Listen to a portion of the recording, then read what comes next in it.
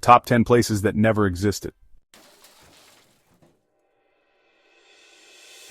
They appeared on ancient maps, filled the pages of medieval chronicles, and drove explorers to madness.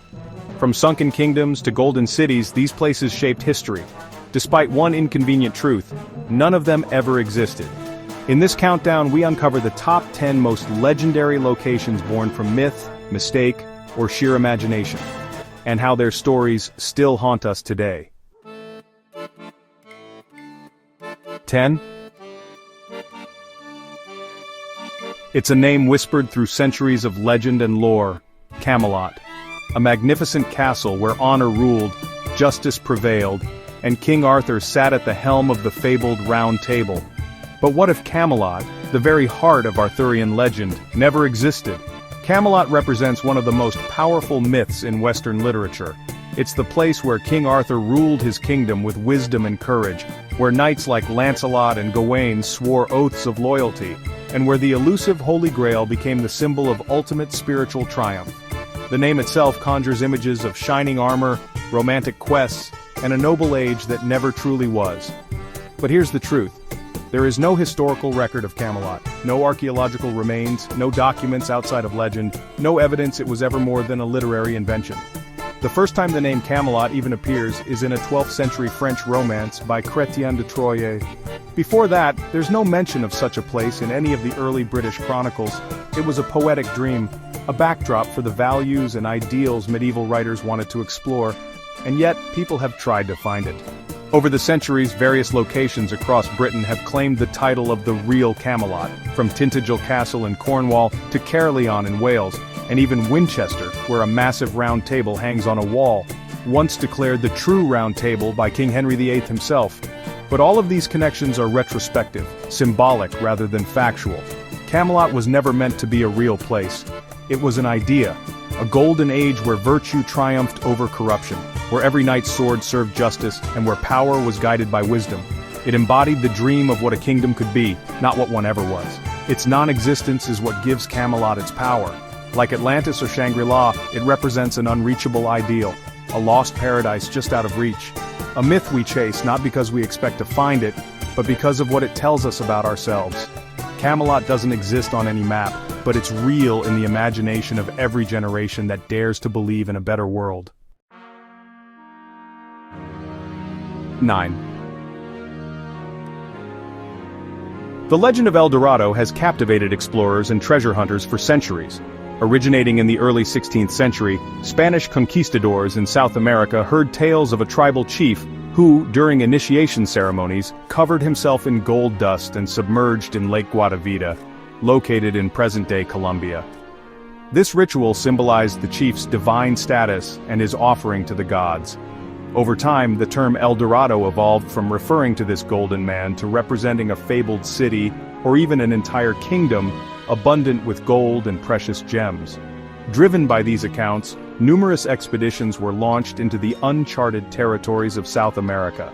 Notably, explorers like Gonzalo Pizarro and Francisco de Orellana ventured into the Amazon rainforest, enduring extreme hardships in their quest for this golden realm. Despite their efforts, no evidence of such a city was ever found. Modern archaeological studies suggest that while indigenous tribes did possess significant amounts of gold, the notion of a city paved with gold was a conflation of indigenous rituals and the imaginations of European explorers. The relentless pursuit of El Dorado underscores the potent mix of myth and the human desire for wealth. 8. Shangri-La didn't come from ancient maps or medieval myths. It was born in a novel. In 1933, British author James Hilton published Lost Horizon, a story that captured the collective imagination of a world standing between two world wars. At the heart of that novel was Shangri-La, a hidden Tibetan lamasery nestled deep in a secluded valley of the Himalayas, a place untouched by time, where people aged slowly, lived in harmony, and pursued wisdom over war. Hilton's story was fictional, but it struck a deep cultural nerve. The 1930s were marked by economic depression, rising fascism, and growing fears of another global conflict. Shangri-La, as Hilton imagined it, was the antidote, a peaceful, self-sufficient haven where humanity's best qualities, compassion, intellect, serenity, had been preserved from the chaos of the modern world. The name Shangri-La quickly transcended its literary origins. Within a few years, it became shorthand for any lost paradise, a hidden utopia just out of reach. American President Franklin D. Roosevelt even named the presidential retreat, now known as Camp David, Shangri-La, reinforcing the name's power in Western culture.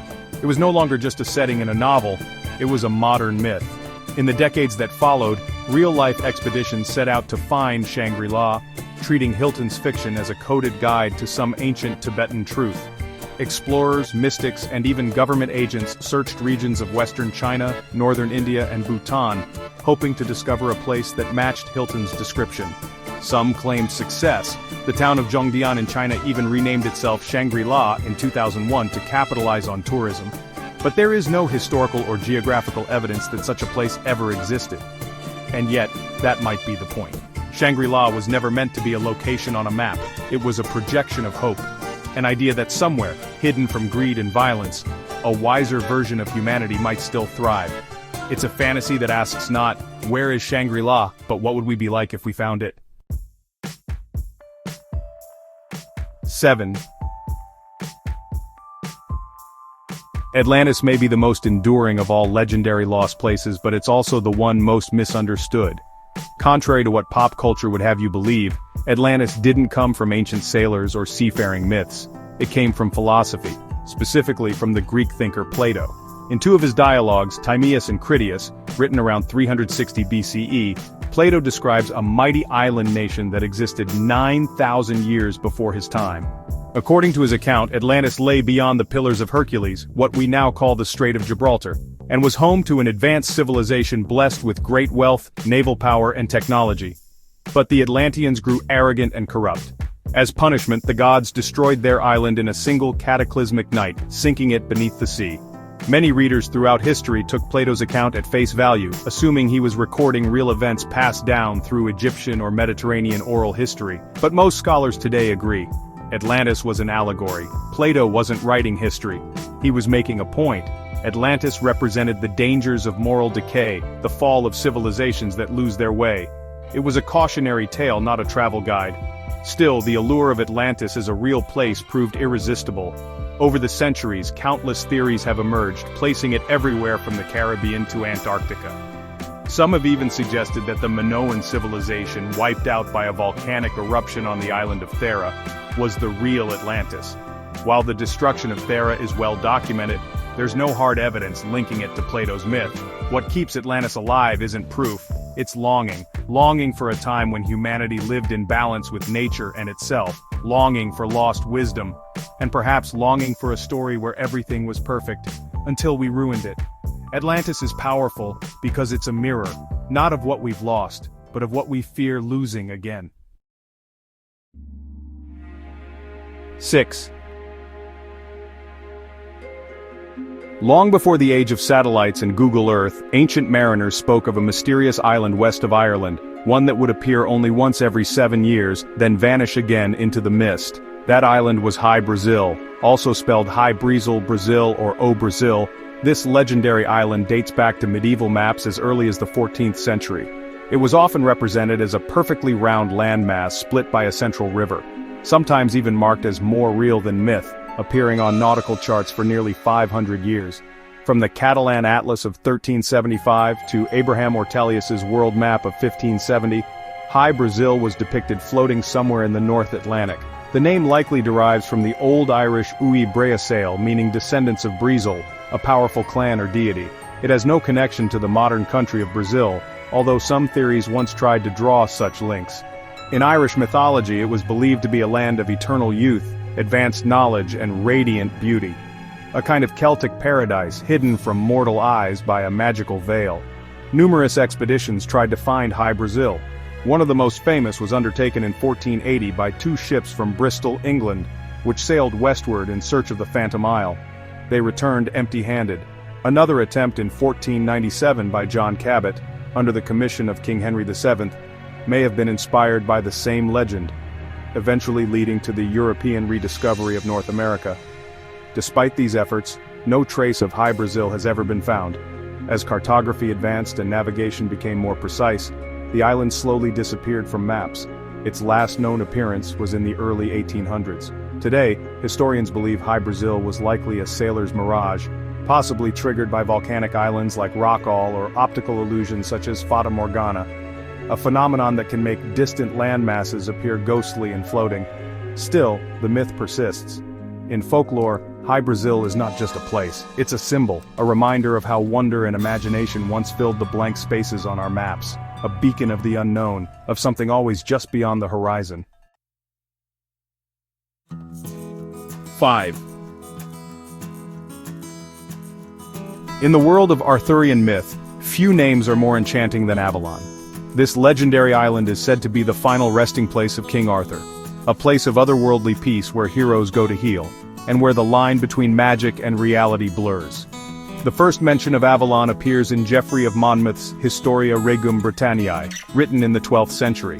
Geoffrey described it as Insula Avalonis, the place where Arthur was taken after his final battle at Camelot to be healed of his wounds. Later traditions expanded on this, claiming that Arthur never truly died. Instead, he would return one day when Britain needed him most. Avalon was also the home of the enchantress Morgan Le Fay and her sisters, powerful sorceresses skilled in healing arts. According to legend, it was here that the sword Excalibur was forged, imbuing Avalon with a mystical aura that made it more than just a backdrop. It became the spiritual heart of Arthurian legend. Over the centuries, writers and historians have speculated on the real-world location of Avalon. One of the most persistent theories links Avalon to Glastonbury in Somerset, England. In the 12th century, monks at Glastonbury Abbey claimed to have found Arthur's grave complete with an inscription. Some even argued that Avalon meant Island of Apples, and Glastonbury, surrounded by water and known for its apple orchards, fit the description. But historians today largely agree that these connections were crafted for political and religious motives. There is no concrete evidence that Avalon ever existed as a real place. Instead, it served as a powerful metaphor, a land of healing and transcendence untouched by time or death. Avalon is the ideal we wish existed, a sanctuary where wounds, physical, moral, or societal, could be healed. Its power lies not in its reality but in its meaning. It is where myths go to rest and legends are born again. 4. In the mid-19th century, a peculiar idea emerged from the minds of European scientists, one not born from ancient myth, but from fossils. And yet, over the decades, that idea would transform into a legend that rivaled Atlantis in imagination and mystery. Its name was Lemuria, and it was first introduced not in a sacred text or sailor's tale, but in a zoological journal. British zoologist Philip Lutley Sclater had a problem to solve. He had noticed that lemurs, small, wide-eyed primates, were found in Madagascar and India, but oddly absent from Africa or the Middle East. To explain this puzzling distribution, Sclater proposed the existence of a lost landmass that once connected these regions, allowing animals to migrate freely before the ocean swallowed it up. In 1864, he named this hypothetical continent Lemuria. At the time, the idea wasn't dismissed as fantasy. Before the theory of plate tectonics became dominant, scientists often explained curious fossil patterns using the concept of sunken continents or land bridges. Lemuria gained traction among naturalists and geographers, appearing in serious academic texts and maps throughout the late 19th century. But when plate tectonics revolutionized geology in the 20th century, Lemuria lost its scientific credibility. The movement of continents, not the disappearance of massive land masses, now explained how species could appear in distant locations. In short, Lemuria was no longer needed. Most scientists quietly discarded the idea, and yet, Lemuria did not die. Instead, it was resurrected, not by geologists but by occultists and spiritual seekers. Helena Blavatsky, founder of the Theosophical Society, embraced Lemuria as more than a landmass. She claimed it had been home to a spiritually advanced race, the Lemurians, who possessed psychic powers and profound wisdom. Her writings described them as towering beings with a deep connection to the divine and to nature. Other esoteric thinkers took the myth further. Some said Lemuria had been destroyed by fire, others claimed it had sunk beneath the Pacific Ocean, and that its people fled to Mount Shasta in California. Lemuria became part of a vast mystical narrative, one tied to Atlantis, ancient astronauts, and secret histories of humanity. In this new version, Lemuria wasn't just a lost continent, it was a lost civilization. Despite being thoroughly debunked by modern science, Lemuria continues to appear in spiritual literature, New Age teachings, and conspiracy theories. It's been referenced in books, music, video games, and even UFO lore. And for some, it's more than a story, it's a belief. So how did a flawed scientific hypothesis become a cornerstone of modern mythology? Perhaps because Lemuria offered something irresistible. The idea that before recorded history there was another world, one wiser, more connected, more enlightened, that we somehow lost. In that sense, Lemuria is not just a mistake, it's a mirror.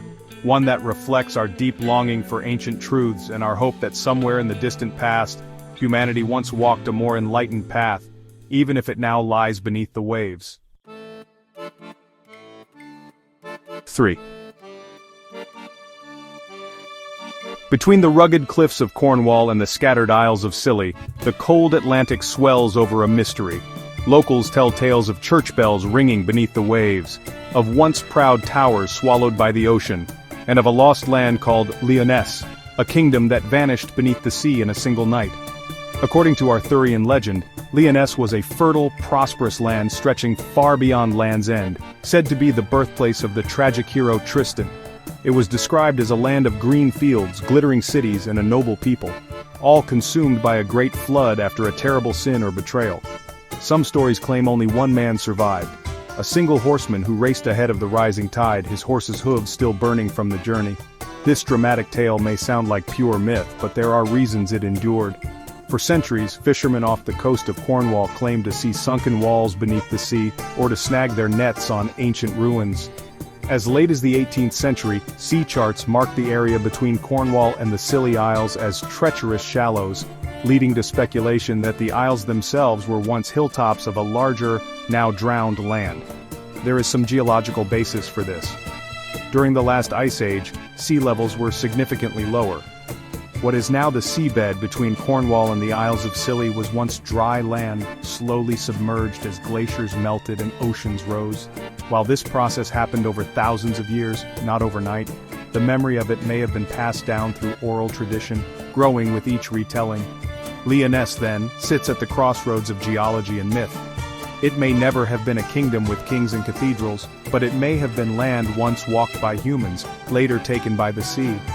The power of Lyonesse lies in its silence, a vanished world just beneath the surface, echoing in waves and whispered in Cornish winds.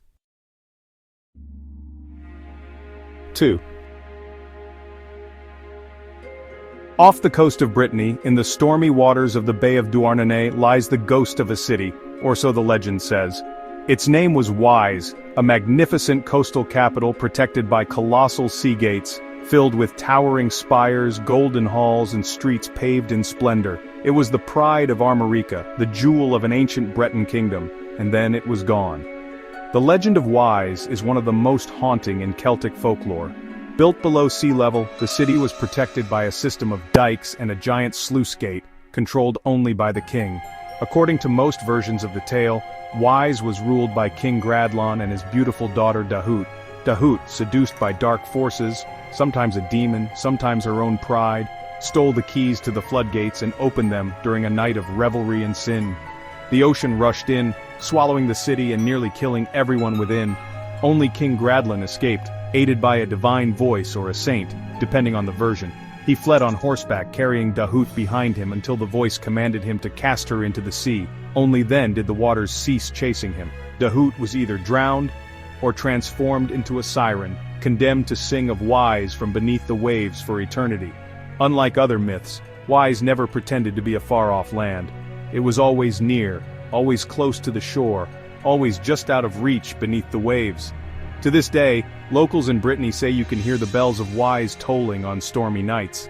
The tale has inspired poems, operas, paintings, and even maps that once placed Wise alongside real coastal towns. Historically, there's no evidence such a city existed, but the story may contain echoes of ancient flooding along the Breton coast, or memories of sudden sea level changes passed down over millennia. Like many flood myths, from the biblical deluge to Atlantis, Wise speaks to a primal fear, that our creations, no matter how beautiful or grand, are no match for nature's wrath. And yet, the legend endures. Because Wise wasn't just a city, it was a warning, a song, a shadow cast across the sea, reminding us of what can be lost when we turn the keys in the wrong direction. 1. In the early 16th century, as Spain's conquistadors carved brutal paths across the Americas in search of riches, rumors began to swirl of cities beyond imagination. Not just rich, not just powerful, but entirely made of gold. Golden temples, golden streets, golden kings. They called them the 7 cities of gold, and 2 names stood out: Cibola and Quivira. These were not vague whispers in darkened taverns. They were detailed tales passed to European ears by indigenous peoples, stories that may have originated as metaphors or myths, but were taken by the Spanish as maps. They believed these cities were somewhere in the unexplored north, past Mexico, beyond deserts and mountains, where unimaginable wealth lay waiting to be claimed. The most famous expedition in search of these cities began in 1540, led by Francisco Vázquez de Coronado. He brought with him over 1,000 men, including soldiers, priests, and enslaved peoples, and set off from Mexico into what is now the American Southwest. They marched across barren plains and burning deserts, suffering from hunger, thirst, and deadly skirmishes, all in the name of a shimmering promise. When Coronado finally reached Cibola, he was stunned. It was no city of gold, just a modest Zuni Pueblo village built of adobe and dust, inhabited by native people who had never made such claims. But Coronado didn't stop. He heard more stories, of a city called Quivira, far to the northeast, said to be even grander. So he pressed on. Quivira turned out to be a small settlement of grass huts in present-day Kansas. There was no gold, no gleaming cities, just illusions, hopes, and perhaps misunderstandings, inflated by desperation and greed. Coronado returned to Mexico empty-handed and disgraced. But the myth didn't die. For decades, explorers, treasure hunters, and map-makers continued to place the cities of gold somewhere on the fringes of the known world. The origins of the legend are complex. Some scholars believe the stories began as distortions of real Native American cities like Cahokia or the Grand Pueblos of Chaco Canyon. Others think they were exaggerations born from cultural misunderstanding, a way of describing beauty, prosperity, or spirituality in terms the Europeans would understand gold. But in the end, Cibola and Quivira were never real cities. They were mirages born of ambition, fantasies so powerful that they bent empires toward them, costing lives and reshaping history. The 7 cities of gold weren't places on a map. They were reflections of Europe's insatiable hunger and the tragic price others paid for it. They were places that never existed, and yet changed the world.